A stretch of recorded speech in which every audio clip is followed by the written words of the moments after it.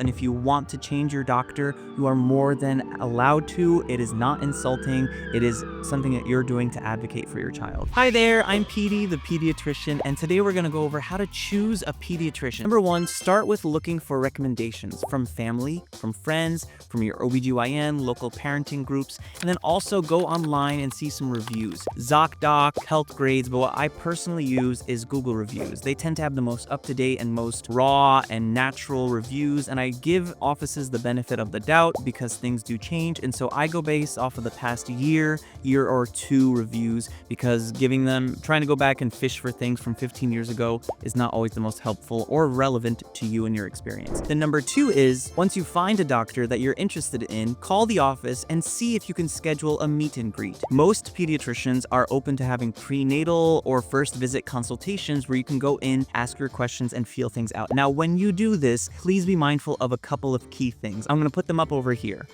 Observe their bedside manner. And are they patient-centered or medicine-centered? Do they focus on you? Do they listen actively? And then also, if you have your child with you, how do they interact with your child? Are they silly, goofy, and relatable? Or are they stern, cold, and unapproachable? Because remember, when we talk about our teenage health, teenagers are going to have the opportunity to talk to their doctor one-on-one. But if they don't feel safe to disclose things with your pediatrician, with their doctor, then things could get missed. So see the interaction between the two, and then also ask them about their personal approaches to things like feeding, parenting, sleep, vaccine, antibiotics, and preventive health. You want to make sure that when your child is sick, they're not always going to push medicines, because medicines do have side effects. But when your child is actually sick, that they will give the medicines, and also promote things like a proper vaccine schedule, making sure that the kid has safety for school events, all the things. Next, you want to consider their experience. Now, I don't necessarily mean how long they've been practicing. Yes, if they've been practicing for a while, then they have a lot of experience,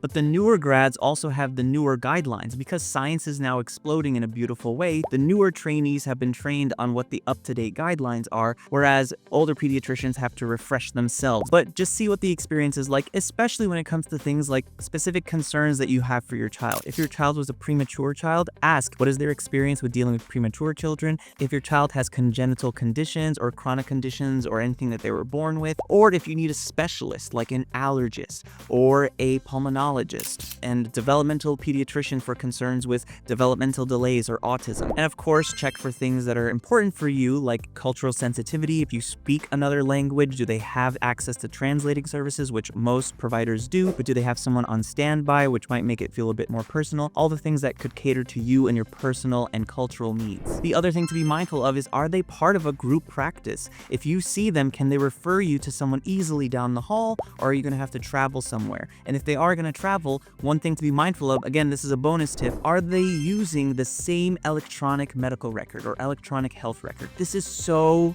important. If you go into a doctor and say the entire history for your child, and then go see a new doctor and have to say it again, and a new doctor and say it again, unfortunately, healthcare in the United States of America is still broken, but we are working to reform it, so hooray for advocacy. But right now, doctors don't always have the same systems and software that communicate with each other, which puts strain and stress on families, because you have to be the connecting bridge between all these different providers and making sure you carry images, discharge paperwork, and every kind of note possible between them so they can communicate. And even then there's issues. So are they going to be seamlessly seen between the different providers? That's going to be really helpful for you.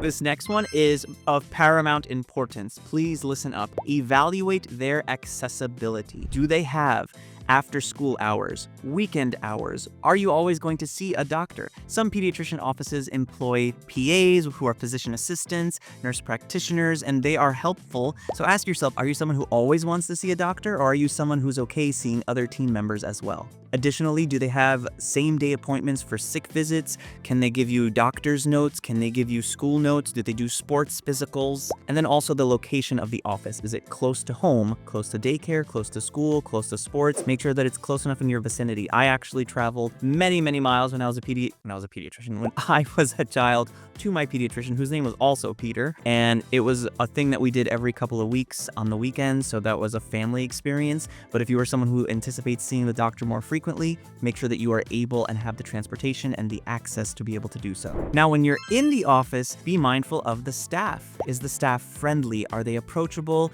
Are you having long wait times, or is the wait time respecting your appointment slot. All this staff and office structure really can make or break your experience. So then also be mindful of how the children are feeling in that office. Is it a child-friendly atmosphere? Do they have toys around or puzzles? Are people watching interactive things on TV? Or is everyone kind of just in their own silo and it's not really a conducive environment for children as well? And this one is so unfortunate. I hate that I have to talk about it, but it is a part of our current system. So does your doctor accept your insurance? And what are the costs going to be?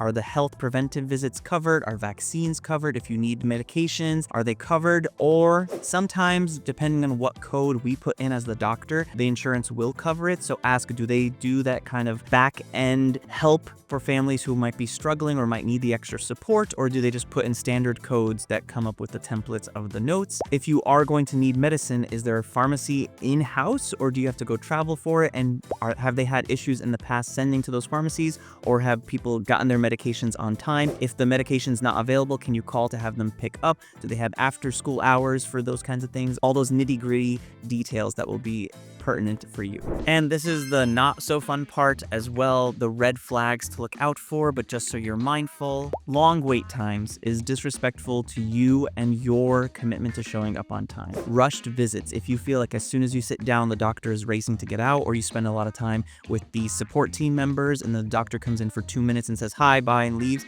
I've had some families who come into the emergency department and they have specialists, and I say, haven't you seen your specialist? They say, that person walks in, says hi, rubs my kid's head, and walks out.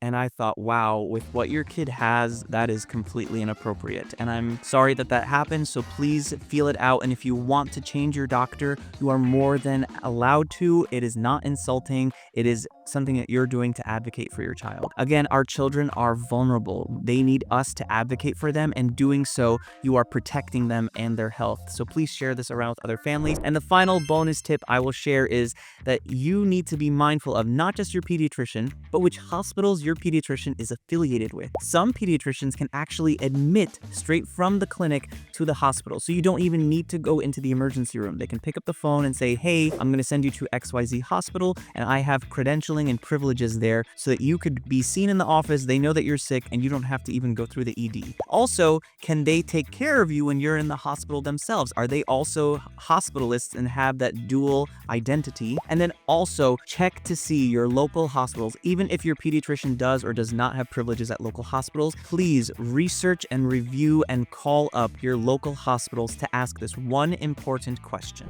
Do you all have a pediatric emergency room? All hospitals should have an emergency room, but not all hospitals have a pediatric emergency room. I believe all emergency medicine doctors receive pediatric training, definitely the ones I've interacted with, but a pediatric ER is run by either emergency physicians who've done a pediatric fellowship or pediatricians who've done an emergency medicine fellowship. That's a total of 6 years of training in total. So they are specialized for children and can be more nuanced, but regular emergency rooms, if that's your only option, please go to them. But if you find that a local one has a pediatric ER, that is one thing to be mindful of, because that could be your go-to spot. And what kind of electronic medical record, EMR, do they use? Again, because if you are going to be admitted at the hospital, how are you going to get all that information back to your doctor? Yes, you get discharge papers, but that puts it on you. Also, if your child got x-rays or CAT scans or any kind of imaging that might have had radiation with it, you don't want your child to be exposed to radiation again just because the other doctor needs to see what's going on as well. So it's really important to ask and be mindful about which local hospitals have a pediatric ER and what kind of EMR they use, and if it is in sync with your local pediatrician, who is the best one for you. Thank you so much for watching this video. Please like, comment your questions below. I read every comment and it helps me make future videos. Share this video with a parent, with a friend, with a loved one,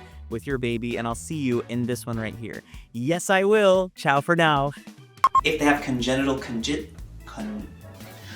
This is going so well. Should I have the pen in my hand? Hi there. If they have congenital... Maybe without the pen. 12 seconds later. Once you find a doctor that you are interested